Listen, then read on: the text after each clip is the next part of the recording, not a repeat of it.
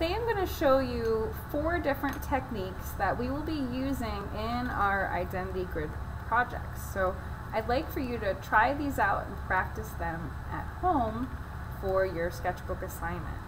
So the first technique is called hatching. And hatching is when we color using lines that go in the same direction. So you can choose a space on your sketchbook page, and I'd like you to choose a direction. It could be diagonal like I'm doing. It could be vertical, horizontal, any direction that you want, but your lines should go in the same direction as you color. Okay? And this kind of technique is used for shading, coloring, and it makes things look nice and neat because we're not scribbling all in all different directions. So this first one is called hatching. The second one I'm going to show you is called cross hatching. So let's just label this one. This is hatching. It's kind of like hatching an egg, but different meaning. Okay, so the second one for cross hatching, I'm going to start in the same way. And you can use pencil or colored pencil for these techniques. That's up to you.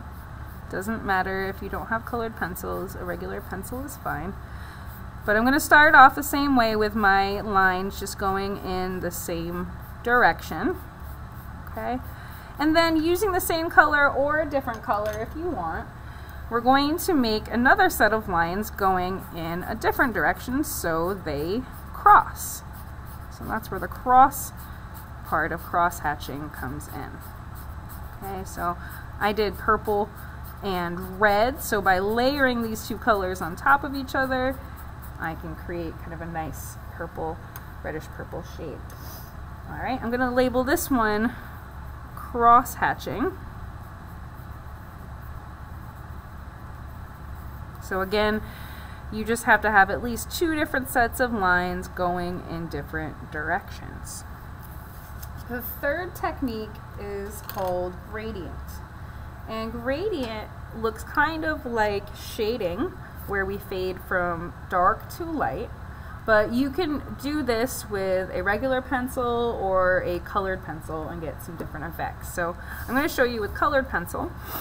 So I'm going to start by applying a lot of pressure to my paper to get it nice and dark, and then I'm just going to gradually ease off my pressure to fade my color a little bit lighter.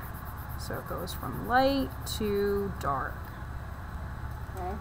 Now I could leave it like this, or if you want to try something a little more tricky, you can add another color. So I would start down here, and I have purple, and I'm starting off with lots and lots of pressure, and then I'm gradually easing up on my pressure so my color gets lighter and lighter, and I'll just kind of fade it into that blue a little bit, and I can create a nice gradient. Okay, so this one is called gradient. Sometimes people call it ombre, where you have 2 different colors faded into each other, or one color faded from dark to light. The last technique is called stippling. And stippling looks like a series of little dots. And you're making little dots just like you are dotting a letter I. And again, you could do this with pencil, colored pencil. You can do this with marker or pen too.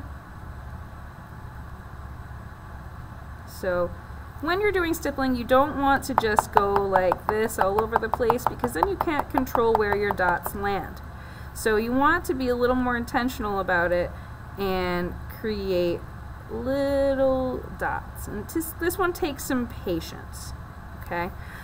So this is one way you can stipple. Another way you could do it is by creating little circles, or they look like little bubbles almost. And that's another way you can do it that might speed up the process a little bit.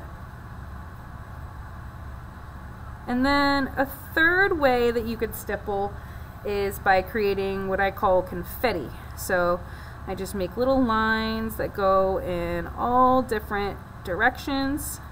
It looks kind of like confetti or sprinkles. And that's another way that you can stipple. So stippling adds some texture to your artwork. It creates some interesting patterns. So this is another technique that you can use in your drawings. Okay, so I'm going to label this one stippling.